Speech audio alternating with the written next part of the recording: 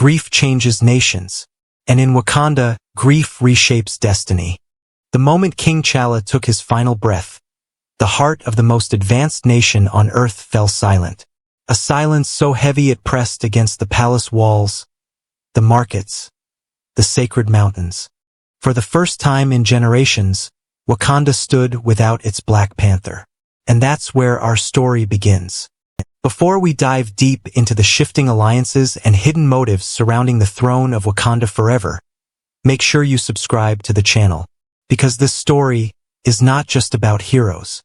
It's about power, vulnerability, and a nation struggling to hold itself together while the world sharpens its knives. Wakanda's strength was never just its vibranium. It was its unity, woven through tribes who disagreed fiercely but stood together under a single king. Now, that center had broken. Queen Ramonda rose to the throne, carrying sorrow in her voice and steel in her spine. She faced enemies on every side, nations hungry for Wakanda's resources, spies probing their borders, alliances shifting like sand. But her greatest challenge came from inside, from a daughter drowning in grief. Princess Shuri, the genius of Wakanda, had lost more than a brother. She had lost her anchor, her faith in tradition fractured.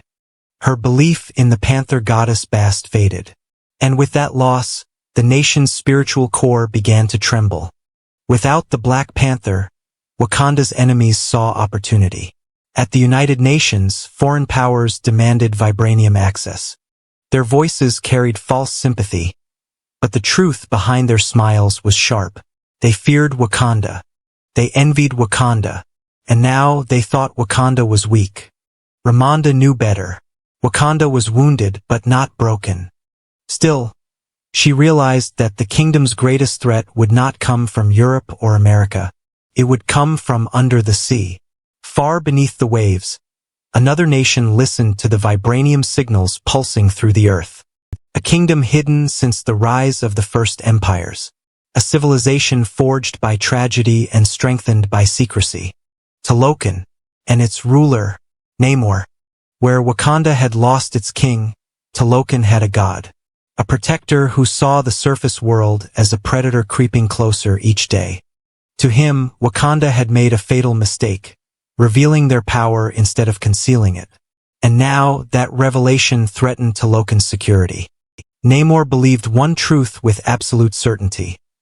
If the surface nations learned that vibranium existed in the ocean, Talokan would burn. So he went to Wakanda not as an ally, but as an ultimatum. He emerged from the riverbanks like a silent storm, wings beating softly on his ankles, eyes burning with ancient fury. He confronted Ramonda and Shuri with a message. Help me protect my people, or you will become my enemy. It was a choice none of them expected. Partnership born not from trust, but from fear. And that fear began to twist Wakanda's politics like vines around a dying tree. Shuri wanted diplomacy. Ramonda wanted caution. The elders wanted strength. The border tribe wanted isolation. The mountain tribe wanted tradition restored. Every faction believed they alone understood Wakanda's future. But the truth was more painful. Wakanda was drifting, tribe by tribe, heart by heart. The very thing T'Challa fought to protect, unity, was slipping away.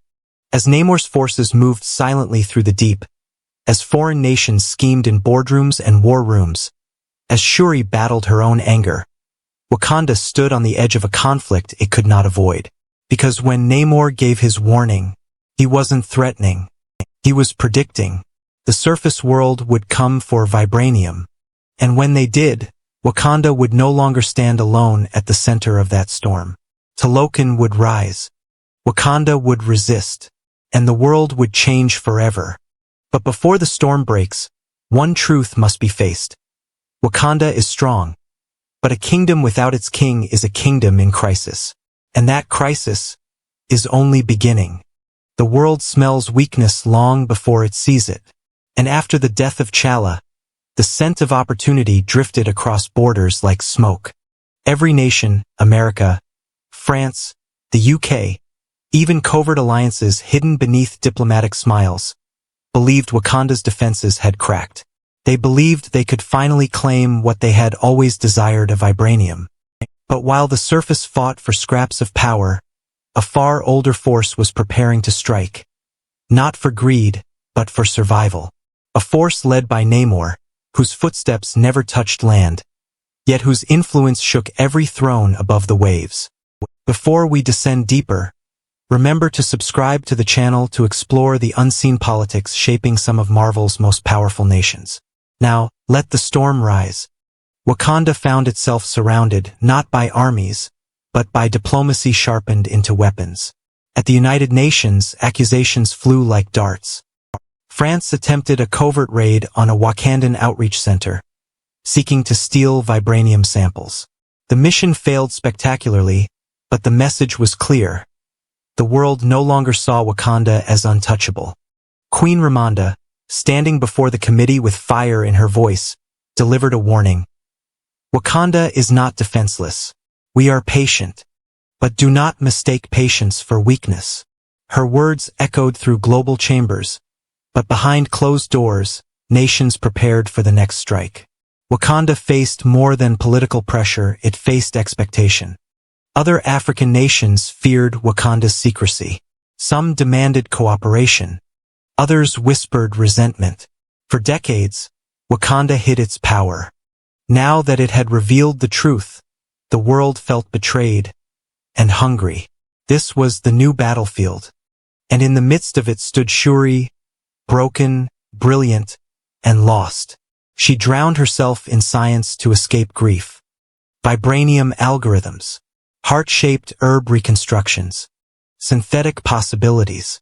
But science cannot silence guilt, especially the guilt of not being able to save T'Challa. As she grappled with her brother's memory, she clashed with tradition. Where the elders saw spirits, she saw variables. Where they saw destiny, she saw equations. Her doubt became the kingdom's most fragile fault line. And Namor knew exactly where that fracture lived. When he first stepped into Wakanda's waters, he wasn't simply making a threat. He was calculating, measuring the kingdom's divisions, testing their reactions. He saw a queen weighed down by grief, a princess crushed by responsibility, a nation struggling to define its future. Namor understood politics better than any surface ruler. He had centuries to perfect the art of survival. So when a vibranium detector created by Riri Williams threatened to expose T'Lokan's secrets, Namor made his move. He kidnapped Shuri, not to harm her, but to show her. Deep beneath the waves, she saw T'Lokan with her own eyes. Its vibrant colors, its ancient culture, its people flourishing in a world untouched by colonizers. She realized something Wakanda had never faced. T'Lokan didn't want power. T'Lokan wanted protection. To Namor, the surface was a hunter. And the only way to stop a hunter was to strike first. He offered Wakanda an alliance forged in blood. Together, he said, we can crush the surface before they crush us. His tone was calm, but his message was absolute. This wasn't diplomacy. This was survival doctrine. And the moment Wakanda refused, war became inevitable. The first strike fell like thunder. T'Lokan's warriors moved with the silence of shadows. Their masks filtered the water of the world. Their chants carried ancient power, and their tactics were flawless. They attacked at night, at the river, in the heart of Wakanda. The city that once stood as a symbol of unbreakable strength trembled. Water swept through its streets. Buildings collapsed. In the chaos, Queen Ramonda gave her life to save others. Her death shattered Wakanda more deeply than T'Challa's. It wasn't just the loss of a ruler. It was the loss of the kingdom's final anchor. Shuri, soaked in grief and fury, screamed into the floodwaters, realizing the truth Namor had already accepted. War was no longer a possibility. It was a certainty. In the days that followed, Wakanda split further. Some wanted revenge and blood. Some wanted peace and negotiation. Some blamed themselves. Some blamed Shuri. But beneath every argument lay one truth. Wakanda was not ready for the warfare Namor had mastered.